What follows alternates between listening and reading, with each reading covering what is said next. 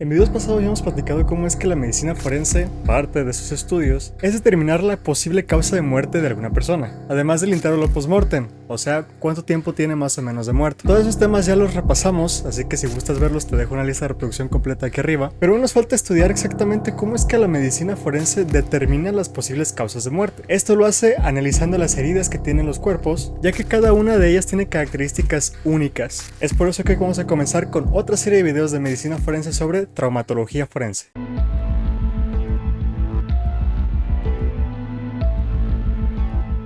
Antes de comenzar también tengo que aclarar que todo este estudio no solamente se hace en cadáveres, sino que también se puede hacer y se hace en personas vivas. Personas, víctimas en este caso, que sufrieron de algún ataque, donde el médico forense determinará todas las heridas que tiene esta víctima o que sufrió. Así que no solamente se hace en cadáveres, sino también en víctimas vivas. Primero debemos de comprender y entender exactamente a qué se refiere la traumatología forense. Empezando por la primera palabra, si la separamos tenemos trauma, que son todos aquellos agentes externos que derivan a un traumatismo, y a su vez significa una lesión o un tipo de lesión que ocurre de manera abrupta o violenta. Y la segunda parte de traumatología, logía, logos, tratado o estudio. Entonces la palabra como tal se puede definir como el estudio de las lesiones. Y forense, pues añadimos esta parte legal del estudio de las lesiones con fines legales. Una de las partes que la medicina hace énfasis es que debemos diferenciar exactamente qué es una herida, un trauma y un traumatismo. Ya definimos pues qué es un traumatismo, ya definimos qué es un trauma, entonces vamos a pasar con la herida, siendo esta definida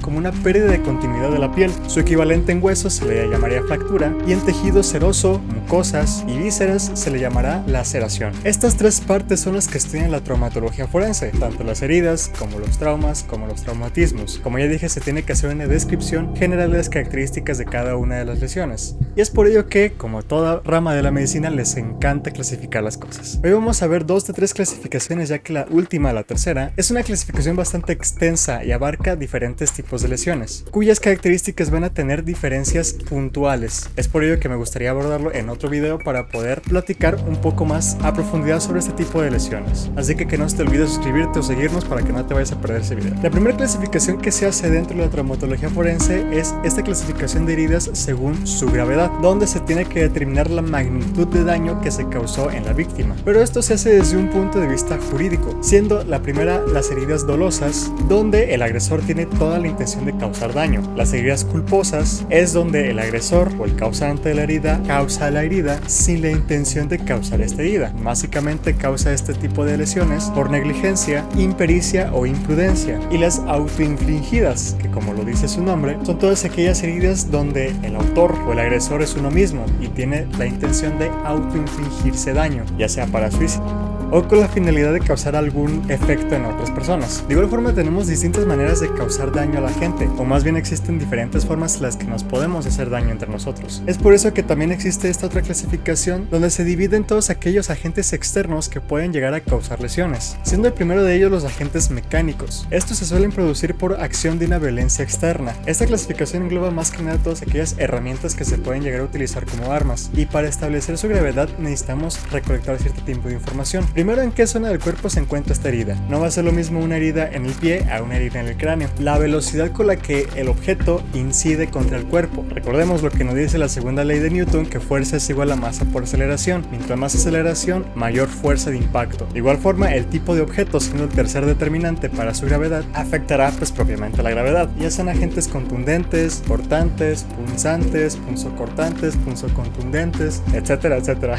Que de hecho esa es la tercera clasificación que vamos a ver en otro video. Y el último de los factores para determinar la gravedad de esos agentes físicos son las propias características del agente, ya sea el tamaño, peso, la forma. La segunda clasificación son todos aquellos agentes físicos, y son todas esas lesiones que son producidas por el ambiente, por ejemplo el frío, el calor, los cambios de presión atmosférica, radiaciones o cualquier otro tipo de nuevo agente físico, agente del ambiente que pueda causar daños. Y de acuerdo a la naturaleza de los agentes será el tipo de lesión producida. La tercera clasificación, agentes químicos, pues va a bastante fácil, ¿no? Incluye todas aquellas sustancias químicas, tanto ácidas como alcalinas, siendo estas dos clasificaciones una clasificación muy general de todas aquellas sustancias químicas que existen, que pueden resultar en intoxicaciones o, de nuevo, agentes lesionantes. Y estas sustancias pueden hacer daño de dos tipos. Primero que nada por contacto, por ejemplo que te caiga un ácido en la piel o un álcalis también en la piel, o por ejemplo que las sustancias químicas las absorba la misma piel. Y posteriormente, debido a que absorbimos estas sustancias, el daño sea interno, a nivel órganos, y se produzcan todas estas intoxicaciones.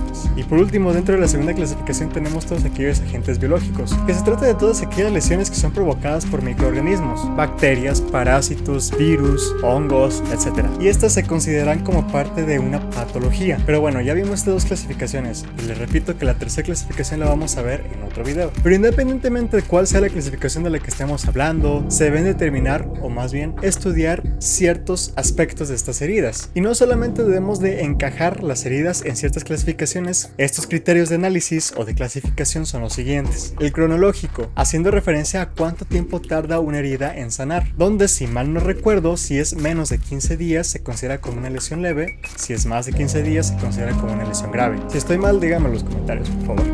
El estético, donde se analiza si la herida causada o provocada dejará algún tipo de cicatriz, además de que si esa cicatriz es notable. De hecho, existe un agravante en delitos de lesiones, donde si existe una lesión en el rostro que deje alguna cicatriz, pues bueno, es un agravante, el castigo se incrementa. Funcional, aquí se debe determinar el grado en que estas heridas entorpecen las habilidades de las personas, o incluso se llegan a imposibilitar el desarrollo de estas habilidades al afectado, que también existe un agravante dentro del delito de lesiones.